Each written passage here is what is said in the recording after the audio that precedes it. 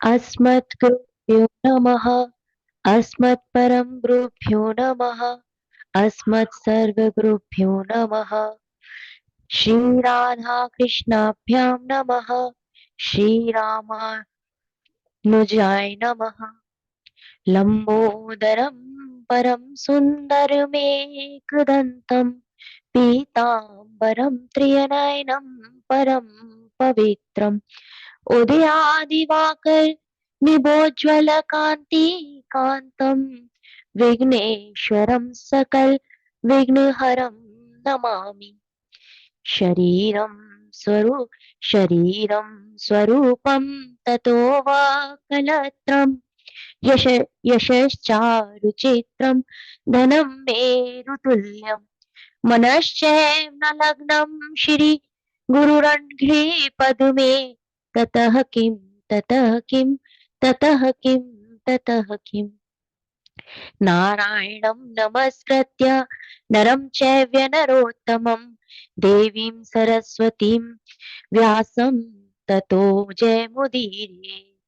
जयतु देवो देवकी नन्दनोऽयं जयतु कृष्णो वृषिवंशप्रदीपः जयतु कोमलाङ्ग मेघश्यामलः कोमलाङ्गः जयतु पृथ्वीभारनाशो मुकुन्दः कृष्ण त्वदीयपदपङ्कज पञ्जारन्ते अदये मे विशित मानस राजहंसः प्राण प्रयाण समय कफवात पित्ते कंठावरोधन विधो स्मरण कुतस्थिते वरापीडं नटवर वपु कर्ण्यो कर्णिकारम् विभद्रवास कनक कपीशं वैजयन्ती च मालाम् रन्ध्राण वेणोर्धर सुधया पूर्यन गोपुरवन्दे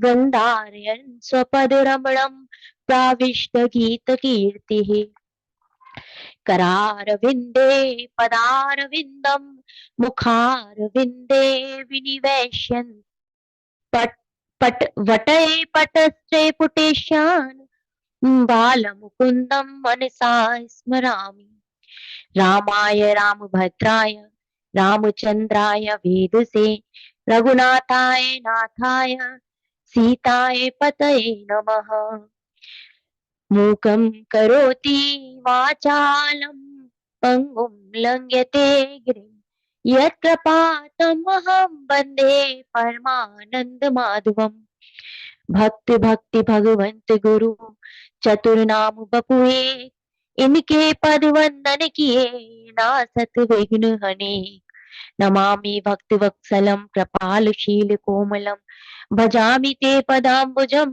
अकामि नाम स्वधामन श्रीमद् भागवत महापुराण की जय।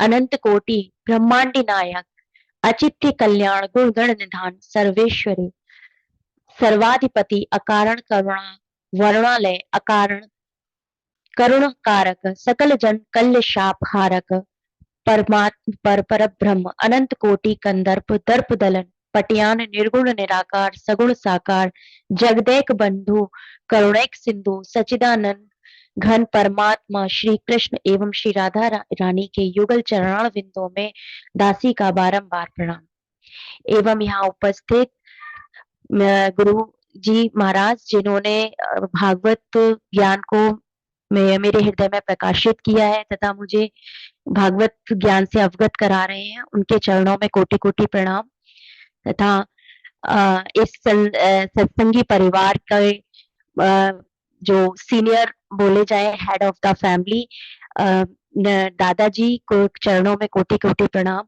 व उपस्थित सभी मेरे सहपाठी को के चरणों में प्रणाम स्वीकार करें।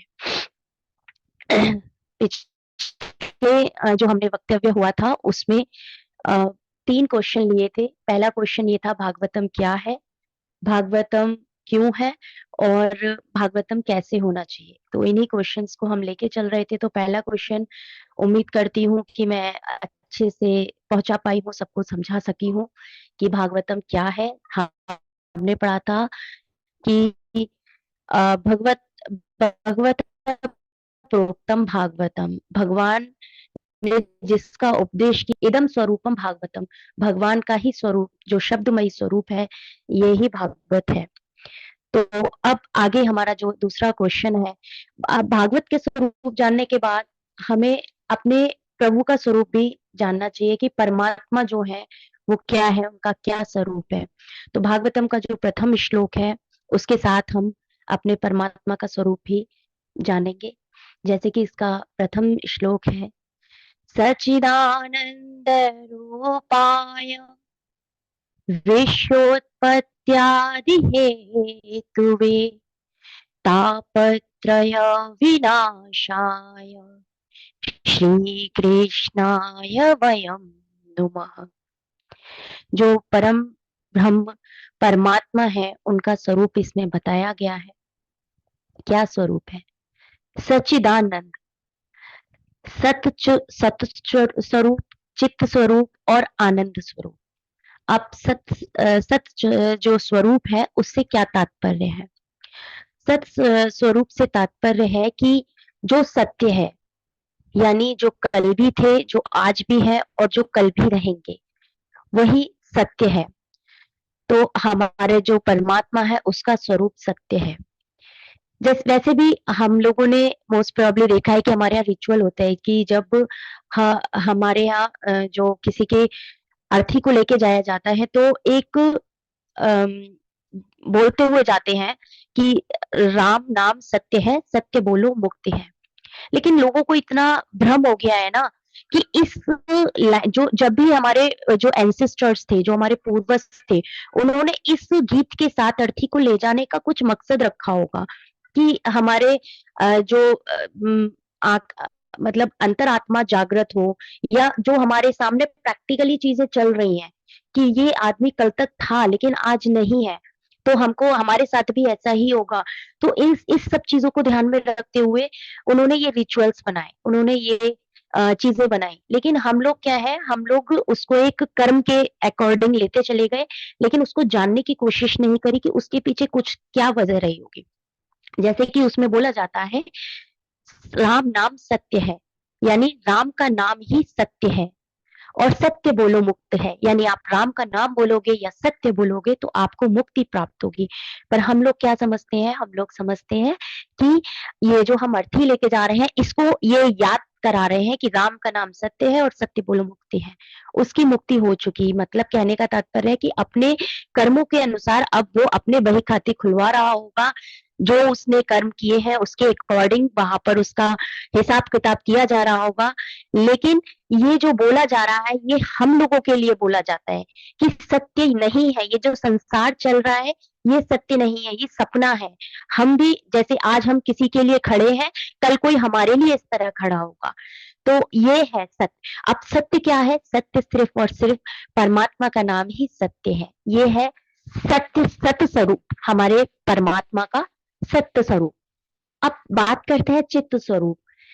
चित्त स्वरूप से तात्पर्य है कि परमात्मा और आत्मा का विशेष संबंध है। ये जो शरीर है, हम हमारा स्वरूप क्या है, हम अपने स्वरूप को कभी जान ही नहीं पाते। हम क्या सोचते हैं, जो हमें दर्पण में दिखाई देता है, भाई सब कहेंगे कि हमें तो पता है हमारा स्वरूप, हम प्रतिदिन अपने दर्पण देखते हैं, हमें पता है हम कैसे दिखते हैं। पर ये हमारा स्वरूप नहीं है, ये हमारे शरीर का स्वरूप है। जिस तरह अपने शरीर के स्वरूप को दिखाने के लिए दर्पण की आवश्यकता होती है, उसी तरह अपने सत्य स्वरूप को दिखाने के लिए भागवतम दर्शन की आवश्यकता होती है, या सत्संग के दर्शन की आवश्यकता होती है। तो जो आत्मा और परमात्मा का विशेष संबंध है, ये ही चित्त रूप जो है, ये ब्रह्म रूप है। यानी जो आत्मा है वो परमात्मा का ही अंश है। ये जो हमारे पास है ना, ये परमात्मा का बच्चा है, जो हम है।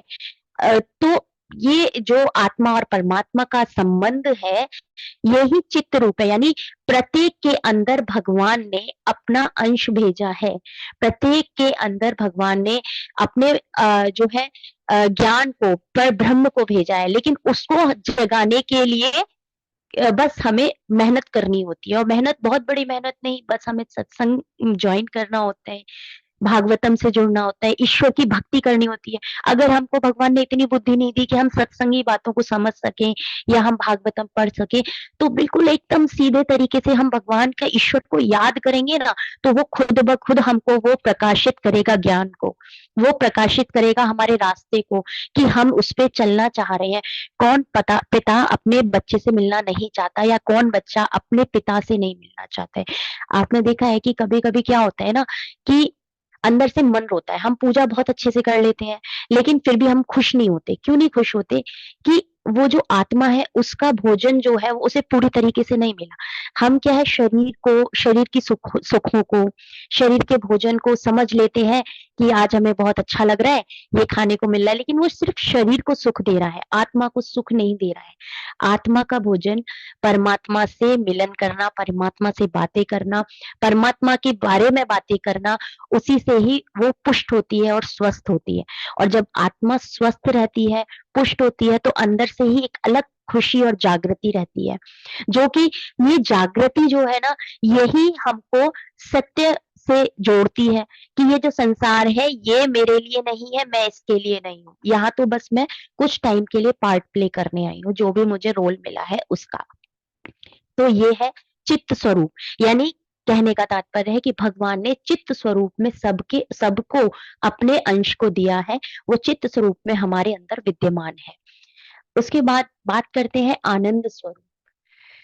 आनंद स्वरूप में देखा जाए तो अगर हम मानस बुद्धि से सोचे ना, तो क्या होता है कि आज हमने कोई अपनी लग्जरी, जैसे कि कोई गाड़ी देखी, तो अगर ये गाड़ी हमको मिल जाए ना, तो हमको आनंद आ जाए। फिर क्या होता है, फिर कुछ महीनों बाद, कुछ सालों बाद दूसरा मॉडल आ गया, अरे अब इसमें आनंद नहीं आ रहा है, अब हमको ये वाली गाड़ी मिल जाए ना, तो हमें आनंद आ जाए। अभी हमारे पास एक ही घर है, अगर हमारे पास दो घर होते ना, तो हमें बहुत आनंद होते, लेकिन अभी नहीं है। तो कहने का मतलब ये, हम सुख सुविधाओं में, अपने पैसे में, सांसारिक संबंधों में आनंद देखते हैं, जो कि आज है और कल चेंज हो जाते हैं, कल उसका परिभाषा चेंज हो जाती है। परंतु सत्य आनंद क्या है? सत्य आनंद ये है जिसको पाने के बाद कुछ और पाने की इच्छा ही ना हो, दैट इज कॉल्ड ट्रू, बोला जाए आनंद।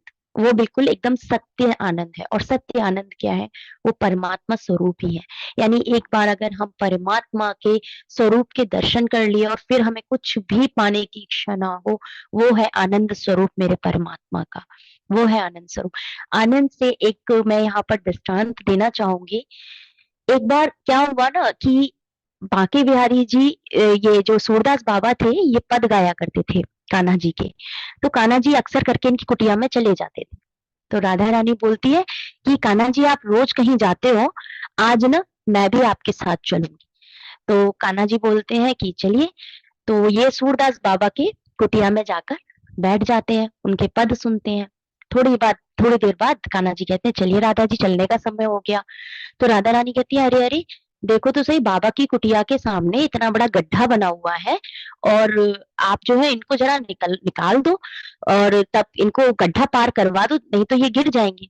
तो कान्हा जी कहते हैं अरे राधा रानी, आप बहुत भोरी हो, ये तो जो है ना बाबा को रोज को काम है, ये तो जन्मांध है, इनको तो जन्म से ही नेत्र नहीं मिले हैं, तो इनको बहुत अनुभव है अपने दरवाजे से आवे जावे को। तो आप जल्दी चलो, हमें देर है रही है। तो राधा रानी कहती है कि अरे आप तो बहुत ही ज्यादा, क्या कहते हैं, निर्दयी हैं कान्हा जी, ऐसा थोड़ी ना होता है। इतने में ये वार्तालाप चल ही रहा था कि क्या होता है कि सूरदास बाबा गड्ढे में गिर जाते हैं। तो फिर क्या होता है कि राधा रानी कहते देखो मैंने कहा था ना बाबा गिर गए, अब आप, मुझे कुछ नहीं पता है, आप बाबा को निकालो, वरना मैं गोस्वामी जी को बता दूंगी कि आप जो है पट बंद होने के बाद कहीं जाते हो मंदिर छोड़ के। तो कान्हा जी तो फंस गए, तो बोले चलो राधा रानी निकालते हैं बाबा को। तो कान्हा जी पहुंचते हैं, आवाज लगाते हैं बाबा को कि बाबा हाथ दो अपना। कि सूरदास बाबा बोलते हैं कौन है? तो कान्हा जी कहते हैं मैं हूँ बाबा, पास कोई छुरा, श्याम सुंदर नाम है मेरो। कि अच्छा लाला, तो कि तू मेरे निकाले वो मुकू, कि हाँ बाबा हाथ दो अपनो। तो जो है वो भी, जो सूरदास बाबा है वो कोई यहाँ वहाँ छोटे मोटे भक्त नहीं थे, वो भी प्राकट्य हैं। तो जो है समझ गए वो कि आज तो मेरे श्याम सुंदर कोई लीला रचने आए हैं। तो वो भी कुछ इस तरीके से करने लगे कि निकल नहीं पा रहे थे। तो राधा तो कान्हा जी कहते हैं राधा रानी से कि देखो राधा रानी, तुमने ही कही बाबा है निकारवे की, पर अब तुम ना मेरी मदद करे, अब तुम्हें भी मदद करनी पड़ेगी। बाबा देख भी मैं तो हल्के पतले से हैं, पर पता ना आज निकल ना रहे ऐसे। तो वो क्या करती है, राधा रानी भी आती है, थोड़ी उनकी मदद करती है और बाबा बाहर आ जाते हैं। वो राधा रानी, कान्हा जी कहते हैं चलिए राधा रानी जल्दी चलिए। इतने में राधा रानी थोड़ा सा बढ़ती है, रुक जाती है। तो वो कान्हा जी पूछते हैं कि क्या हुआ। तो बोलते हैं कि हमारा एक नूपुर नहीं मिल रहा है, नूपुर खो गया है। पैर में पहनने वाले बिच्छे को नूपुर कहते हैं। तो हमारा एक नूपुर नहीं मिल रहा है, नूपुर खो गया है। तो कान्हा जी कहते हैं चलो राधा रानी, देर है रही है, मैं और नूपुर ला दूंगी। कि नहीं, सौभाग्यवती स्त्री का नूपुर नहीं खोना चाहिए, हमें वही नूपुर चाहिए। तो जो जो है अब कान्हा जी फंस गए, कान्हा जी ढूंढते हैं। तो जो है कहते हैं बाबा से, बाबा तुमने यहाँ पे कोई बिछिया पड़ा देखो का, कि दादा कौन है को तेरे साथ में, कि मेरी बहू है मेरे साथ में। कि अच्छा, कैसे मजाक कर रहा हूँ, वो देख रास्ता तो दिख ना रहा, तेरी बहू को मुंह कौन ऊपर दिख जावे को। तो बोलते देख लो बाबा, नेकात मदद कर लो, हाथ वाथ से टटोर के। इतने में बाबा को आभास होता है कि उनके पैर के नीचे शायद कुछ है। बाबा समझ जाते हैं, तो बाबा कहते हैं है तो सही, मिल तो गो। तो बोले लाओ बाबा दो। कि अरे मैं कैसे मान लूंगा जी तेरो ही है, अगर जाको असली स्वामी आ गो और फिर वो मुझसे कहेगो कि यहाँ पे मेरी बहू को ऊपर गिर गो, फिर मैं क्या करूंगा। तो बोले बाबा कैसे विश्वास मानोगे आप कि मैं जो है, जो तेरी बहू के पैर में दूसरा नूपुर है ना, वह छू के देखूंगा, अगर वो सेम सेम है, मतलब एक से है, तो ये तेरो है, वरना तो फिर तेरो है ना। फिर बाबा तुम्हें हम पे विश्वास ना है ना, विश्वास तो है, पर फिर अब ये मेरो काम है ऐसा, तब क्या करूं। बोले चल ठीक है बाबा, तू देख ले। तो राधा रानी से कहते हैं राधा रानी चेक करवाओ आप अपने नूपुर को। राधा रानी जैसे ही अपने चरण कमल आगे बढ़ाती है, सूरदास जी उनके चरण कमलों को पकड़ लेते हैं और कहते हैं मैं समझ गया, आज मेरी युगल सरकार की जोड़ी यहाँ पर पधारी है मुझे दर्शन देने की, और ये मेरे छलिया की कोई ना कोई लीला जरूर हुई है। राधा रानी अब मैं इन चरणों को छोड़ूंगा नहीं। तो राधा रानी खुश हो जाती है इतने प्रेममयी भाव को देखकर। और जो है उनकी अश्रुओं से राधा रानी के चरण कमल धुल रहे होते हैं। तो इतना प्रेममय स्वभाव को देखकर राधा रानी खुश हो जाती हैं और कहते हैं क्या चाहते हो आप सूरदास बाबा। तो सूरदास जी कहते हैं कि मैं जो है ना, क्या कहते हैं, जैसे सब लोग आंखों से दर्शन करते हैं ना मंदिर में, ऐसे दर्शन करना चाहता हूँ आपके। तो बोलते हैं बिल्कुल। तो राधा रानी उनको आशीर्वाद देती हैं, उनको दृष्टि प्रदान करती हैं और वो युगल सरकार की दर्शन करते हैं। बोले युगल सरकार की जय, श्री राधा कृष्ण महाराज, राधा कृष्ण भगवान की जय। तो बहुत ही ज्यादा खुश होते हैं उसको देखकर, उनकी नजर नहीं हट रही होती है, अश्रुधारा बह रही होती है, चरण कमलों में उनका शीश रखा होता है। फिर उसके बाद जो है उनको वहां से चलने का समय हो जाता है। कहते हैं राधा रानी कहती है कि बाबा अब हमारे चलवे को समय है, रो हम चलते हैं। तो तभी वो कहते हैं सूरदास जी की राधा रानी पहले एक वचन दो मुझे, एक और आपसे वर चाहिए और आप मुझे वो दोगी। तो राधा रानी कहती है वचन की क्या बात है, आपको विश्वास नहीं है। कि नहीं, विश्वास वाली बात नहीं है, पर मुझे वचन चाहिए। तो राधा रानी त्रिवाचा भरती है और कहती है आप जो मांगोगे आपको मिलेगा, बताइए आपको क्या चाहिए। तो सूरदास बाबा कहते हैं कि राधा रानी आपने मुझे जो दिव्य दृष्टि दी है मेरे लिए वही काफी है। ये जो आपने संसार को देखने की दृष्टि अभी प्रदान करी है ना मुझे, ये आप ले जाइए। बोलते ये कैसी बात हुई कि हाँ, मुझे इस संसार से सिर्फ आप, इस संसार के दर्शन नहीं करना है, मुझे इस संसार से खुद को बचा के रखना है, मुझे सिर्फ आपके ही दर्शन करना है। तो ये जो मैंने दृष्टांत दिया था ये इसके लिए था, इसे कहते हैं आनंद। कि सूरदास बाबा को मिल बहुत कुछ, जो हम लोग चाहते हैं ना वो इतना इजीली मिल गया था, लेकिन वो उन्होंने वापस कर दिया। और हम क्या कहते हैं, हम मंदिर में जाकर इन लग्जरी लाइफ के बारे में ही भगवान से बातें कर रहे होते हैं। भगवान हमारे लिए ये कर दो, हमारे घर के लिए ये कर दो, हमारे बच्चों के लिए ये कर दो, लेकिन कभी दिल से नहीं जुड़ते हैं। जो एक सच में पिता और संतान का संबंध होता है वो जोड़ ही नहीं पाते हैं। अगर वो जोड़ जाए तो सूरदास बाबा की तरह क्यों ना हमको भी दिव्य दृष्टि मिलेगी, जरूर मिलेगी। जब इतने भक्त हुए हैं जिन्होंने भगवान के दिव्य दर्शन किए हैं, तो हमारी भक्ति में कहीं ना कहीं मिलावट है ना। तो हमें अपनी मिलावट को दूर करने के लिए उस आनंद स्वरूप का दर्शन करना है। तो इस भागवतम के जरिए, इस सत्संग के जरिए, गुरु के आशीर्वाद से हमें भगवान के दिव्य दर्शन जरूर होंगे। इस आशा से हम अपनी इस भागवती गंगा में प्रवेश करते हैं। श्री राधा रानी, श्रीमद् भागवतम में ही पहले श्री लगा हुआ है। श्री राधा रानी कौन है? ये गुरु भी रही है। ये जो प्रथम वक्ता हुए हैं पृथ्वी पर, सुखदेव जी महाराज, इनकी गुरु भी रही है। ये सुखदेव जी महाराज जो है, ये राधा रानी के निजी तोते थे। तो क्या था कि ये जब गोलोक में थी तो राधा रानी ने जो है इनको आदेश किया कि आपको जो है धरती अपने पृथ्वी पर जाना है। तो जब इनको आदेश दिया तो उससे पहले ही राधा रानी ने ये भागवतम कथा सुखदेव जी महाराज को सुनाई थी। अब कुछ इस तरीके से इनका आना हुआ और इस तरीके से इनका जन्म हुआ कि क्या था कि एक बार नारद जी किसी कार्यवश जो है कैलाश पर्वत पर पहुंचे, नारायण नारायण करते हुए। शिव बाबा जो है वहां थे नहीं कैलाश पर्वत पर, पार्वती मैया मिली। तो जो है ये नारद जी बोले कि देवी बाबा कहाँ गए हैं, कैलाशपति कहाँ है, कि वो तो अभी कहीं चले गए हैं। कि कहाँ गए हैं, कि ये तो नहीं मुझे पता है कहाँ गए हैं, पर अभी किसी काम से चले गए हैं, निकल गए हैं। बोले आपको ना बता के गए कि कहाँ जा रहा हूँ? कि नहीं, जल्दी जल्दी में निकल गए। अरे वो आपसे लगता है, नारद जी बोलते हैं पार्वती मैया से, अरे लगता है आपसे कि वो प्यार नहीं करते हैं। बोले नहीं नहीं, ऐसी बात नहीं है, वो हमसे बहुत प्यार करते हैं, लेकिन वो जल्दी जल्दी में कोई काम याद आया होगा तो निकल गए। बोलते नहीं नहीं नहीं नहीं। अच्छा, अगर वो आपसे प्यार करते हैं तो आपको ये जरूर बताया होगा कि उनके गलों में, ये गले में जो इतने मुंडों की माला है वो किसकी है, वो क्यों पहनते हैं? बोलते नहीं, ये तो हमको नहीं बताया, ना ही हमने कभी पूछा। अरे लो, आपने नहीं पूछा तो क्या हुआ, लेकिन उनको बताना तो चाहिए था ना। अब देखो, आप कहती हो प्यार करते हैं, अच्छा फिर तो आपको वो वाली बात भी नहीं बताई होगी। नारद जी बोलते हैं देवी मैया से, पार्वती मैया से। तो पार्वती मैया कहती है कौन सी वाली बात? कि अरे अरे नहीं नहीं, रहने दो देवी, फिर हम पे वही है, वैसे हमारा नाम खराब होगा कि हम तो झगड़ा करवा देते हैं। अब हमें क्या कहते हैं, रहने दो, जाने दो, जाने दो। बोले नहीं नहीं नारद जी, आप आइए, अच्छी बात है आपने मुझे याद दिला दिया। आप मुझे बताइए कौन सी वाली बात, हम नहीं कहेंगे बिल्कुल कि आप झगड़ा कराते हो। बोलते अरे यही वाली बात कि आपसे पहले भी शिव बाबा की बहुत सारी शादियां हुई हैं, बहुत सारे विवाह हुए हैं। बोलते हैं, अब तो पार्वती मैया सन्न रह गई एकदम। बोलते हैं हाँ बहुत सारे, अब बस, अब इससे आगे तो आप बाबा से ही पूछना भैया, मैया मैं तो चला। तो इतने में जल्दी जल्दी में नारद जी सोचते हैं कि अब तो पार्वती मैया गुस्से में यहाँ से निकल लेना ही ठीक है, और नारायण नारायण कहते हुए कैलाश से प्रस्थान करते हैं। रास्ते में शिव शिव जी भगवान मिल जाते हैं। तो शिव भगवान पूछते हैं अरे नारद जी, कहाँ जल्दी जल्दी में जा रहे हो, रुको। बोले नहीं नहीं नहीं नहीं, बाबा काम तो था मुझे, पर मैया से बात हो गई, अब तो मैं चल रहा हूँ और मैया आपको याद कर रही है।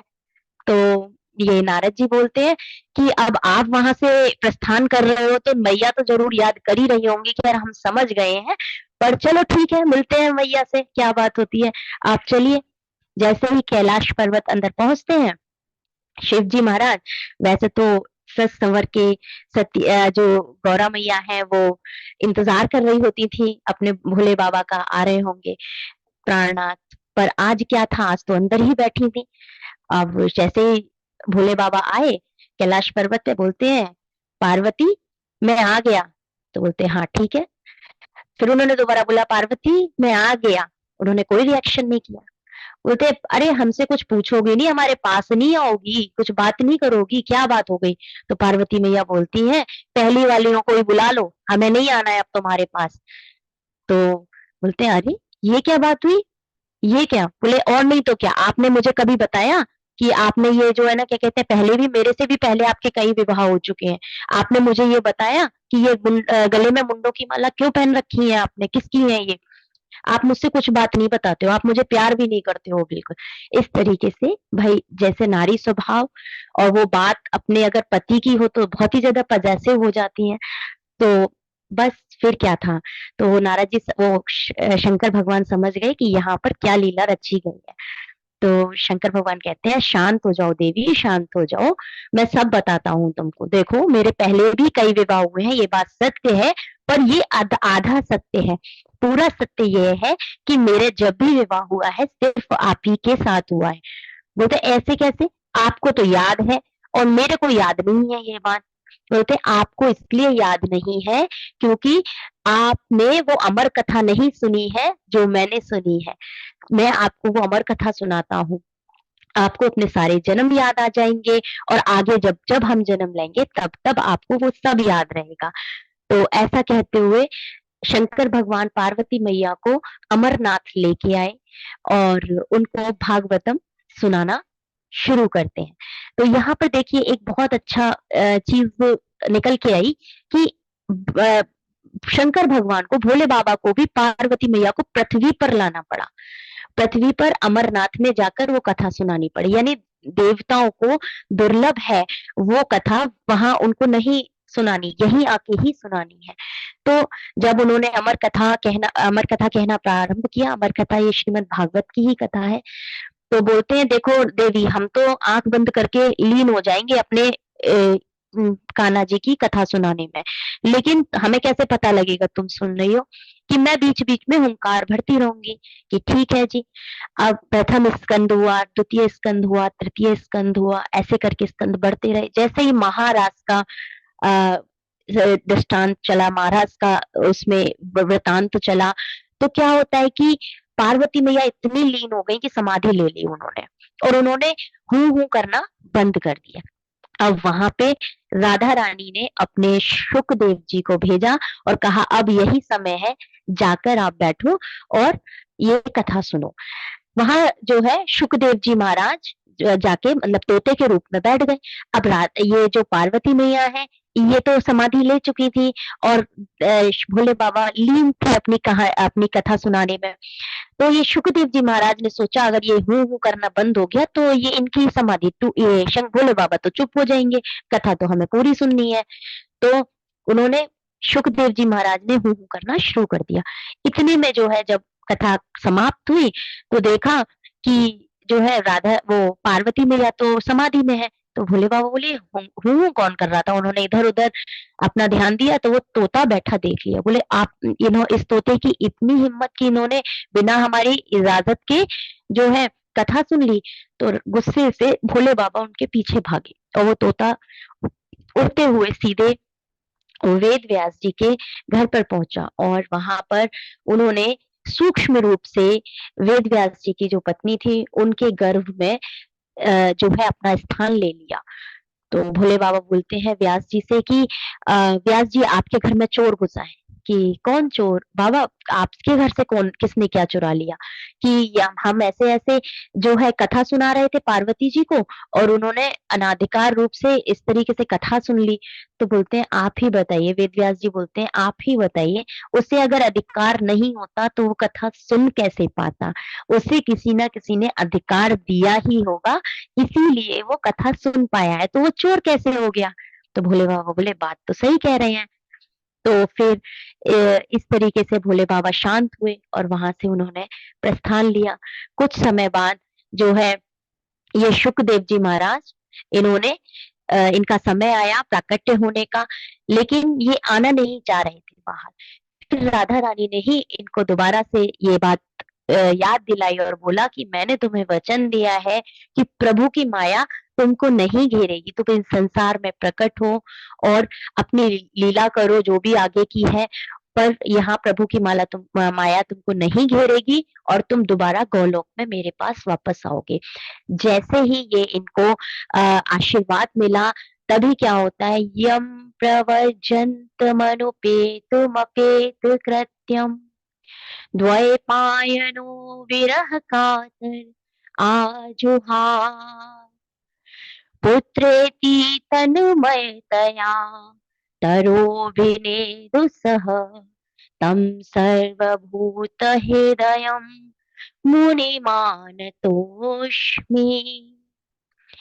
जिस समय श्री सुखदेव जी का संस्कार भी नहीं हुआ था, उपनयन संस्कार भी नहीं हुआ था, उस समय वो वन की ओर चल पड़े और वन की ओर जाते हुए देखा व्यास जी ने, उनके पीछे जाते हैं। पिता की ममता थोड़ी सी मोह उनको आवाज लगाते हैं, पुत्र पुत्र रुक जाओ, लेकिन वो नहीं रुकते हैं। तभी उनकी तरफ से जो है वृक्ष जो वहां खड़े हुए हैं वो उत्तर देते हैं कि वेद व्यास जी, आप तो ज्ञानी हैं, आपको ये ज्ञान देने की जरूरत नहीं है। और हम अज्ञानी वृक्ष इस बात का ध्यान रखते हैं कि न जाने कितने फल हमारे ऊपर लगते हैं और नष्ट होते हैं, पर हमको इतना मोह कभी नहीं हुआ, तो आपको क्यों मोह हुआ? और ये जो आत्मा रूपी श्री सुखदेव जी हैं, ये हम सबके हृदय में हमेशा विराजमान है। ऐसे सर्वभूत हृदय श्री सुखदेव जी को मैं नमस्कार करता हूँ। बोलिए सुखदेव महाराज की जय। गुरुजी अभी टाइम है, आगे कंटिन्यू करूं या रोकनी है? देखिए, अब समय तो नहीं है आपके पास, अगर जी ज़्यादा से ज़्यादा 4 मिनट है बस। जी। तो हमको लगता है कि इसके आगे की फिर हम परसों करेंगे, कल तो द्वादशी है, ऑफ रहेगा, तो फिर परसों इसके आगे की कंटिन्यू करें फिर।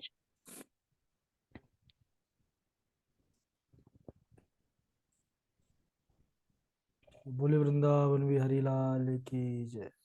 ठीक है अनामिका जी। जी धन्यवाद गुरुजी। चलिए, बहुत बढ़िया। आप अभी समझा रही थी बड़े ही सहजता के साथ, सरलता के साथ अभी आपने वक्तव्य अपना प्रस्तुत किया। और अभी तो बचा हुआ है, लेकिन समय हो चुका है, उसको ध्यान में रखते हुए इसी प्रसंग को आगे भी प्रस्तुत करेंगे। तो अभी तक आपने जितना भी बोला बहुत बढ़िया, आपने बहुत सुंदरता के साथ आपने समझाने का प्रयास किया। अभी अभी प्रवेश हुआ है, और इतनी बढ़िया वाणी में कुशलता, ये शारदा सरस्वती की, भगवान गणेश की बड़ी कृपा है। भगवान हमेशा आपके ऊपर कृपा बनाए रखें, खूब मेहनत करके ऐसे ही हम सबको सुनाते रहें। बहुत बहुत साधुवाद आपको। धन्यवाद गुरुजी। एक बात और बोलना चाहती हूँ मैं गुरुजी। जी जी बिल्कुल। पता है, मैं ना जब भी एक्सप्लेन करती हूँ जो कुछ आपके आशीर्वाद से और प्रभु कृपा से मेरे को समझ में आता है पढ़ने के बाद, तो ना वो मैं इस तरीके से एक्सप्लेन करती हूँ कि ऐसा मानकर कि फ्यूचर में जैसे कि मेरे सामने जन समूह है और मैं जो बात अपनी कहना चाह रही हूँ अपने प्रभु के रिगार्डिंग, वो उन तक पहुंचाना चाह रही हूँ।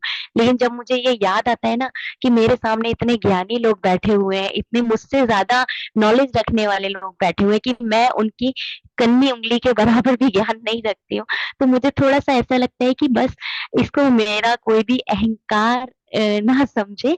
मैं कोटि कोटि प्रणाम करती हूँ सभी उन ज्ञानी लोगों को जो मेरे सामने इतने अनुभवी लोग बैठे हैं, जो ऑलरेडी मतलब कर चुके हैं श्रीमद् भागवतम। मैं तो अभी सिर्फ अपने घर में बैठकर कर रही हूँ, तो कहीं पे भी किसी के दिल को आहत नहीं पहुंचाना चाहती। बस मेरे इसको कोई अहंकार ना समझे, मैं इस तरीके से एक्सप्लेन करती चली जाती हूँ, बस ये कहना चाह रही थी गुरु जी महाराज। चलिए, बहुत बड़ा, बहुत बड़ी बात अभी अनामिका जी ने कहा।